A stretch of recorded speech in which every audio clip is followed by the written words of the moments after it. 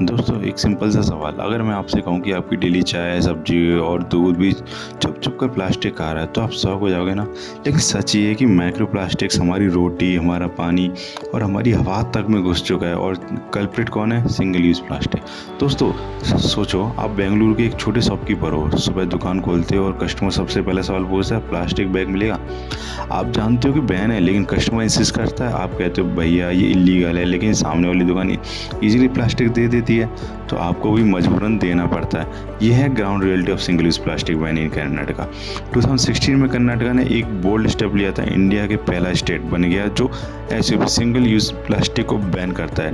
2022 में union government ने भी नेशन वाइड बैन लगाया carry bags, thermocol, straws, cutlery और बैनर्स पर। लेकिन आज भी पिक्चर के लिए हर साल कर्नाटका 3.45 से 5.28 lakh ton plastic waste generate करता है। सिर्फ बेंगलोर में daily 500 ton single use plastic बनता है, लेकिन प्रोसेसिंग सिर्फ 40% होता है। बाकी लैंडफिल्स, नालों, लेक्स में डंप हो जाता है। और ये इलीगल मार्केट बेंगलुरु के अंदर 300 से ज़्यादा अनरजिस्टर्ड यूनिट काम कर रहे हैं। चीप ग्रेन्यूल्स यूज़ करके 50 से 80 रुपये पर केजी में प्लास्टिक बनाते हैं और मार्केट में 300 पर केजी रुपीज़ तक बेच देते हैं। प्रॉफिट उनका है, लेकिन पॉल्यूशन हम सबका। एक और पर्सपेक्टिव सुनो, मान लो एक गार्बेज कलेक्टर सुबह 5 बजे डोर टू डोर कूड़ा कलेक्ट कर रहा है। उसके ग्लव्स के अंदर से प्लास्टिक के बैग्स फट जाते हैं। उसका डायरेक्ट कांटेक्ट होता है केमिकल्स और डस्ट के साथ, और जब वो लैंडफिल में प्लास्टिक डंप करता है, वहीं से टॉक्सिक फ्यूम्स और माइक्रो प्लास्टिक्स एयर वाटर में घुस जाते हैं। अल्टीमेटली वही हमारी प्लेट तक पहुंचते हैं। ये माइक्रो प्लास्टिक्स क्या करते हैं? सॉइल और क्रॉप्स को डैमेज करते हैं, वाटर में घुसकर एक्वेटिक लाइफ को मार देते हैं और हमारी बॉडी में आके कॉज करते हैं inflammation, hormone imbalance, respiratory issues, hypothyroidism.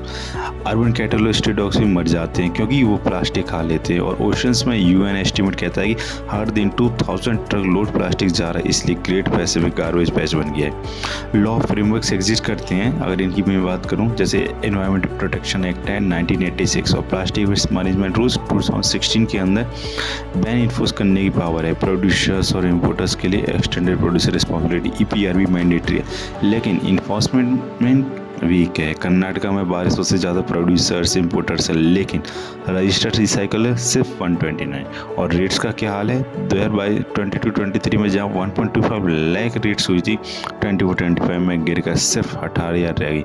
Reason simple है, मैन पावर शॉर्टेज और वीक मॉनिटरिंग।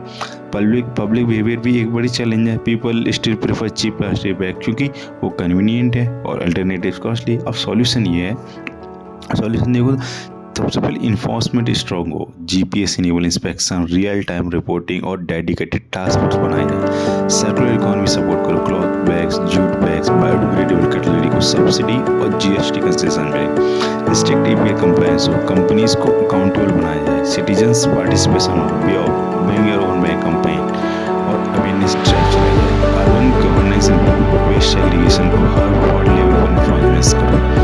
देखो टेक्नोलॉजी यूज हो, एआई, आईओटी और स्टार्टअप को प्रमोट करो जो बायोडिग्रेडेबल पैकेजिंग और प्लास्टिक टू फ्यूल इनोवेशन ला रहे हैं।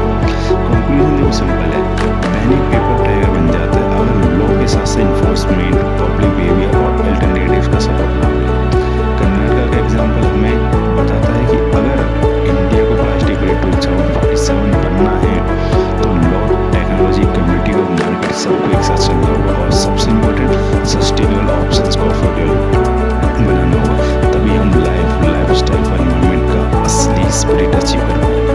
तो दोस्तों प्लास्टिक में एक पेपर टाइगर बनकर नहीं रहना चाहिए।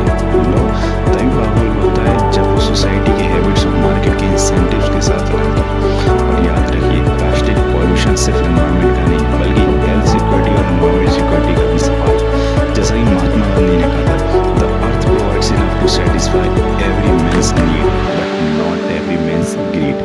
आज ज़रूरत है कि हम अपनी ग्रीड को कंट्रोल करें और एक सस्टेनेबल प्लास्टिक फ्री फ्यूचर की तरफ बढ़ें, तभी इंडिया 2047 में सचमुच प्लास्टिक फ्री भारत बन पाएगा। Thank you very much friends.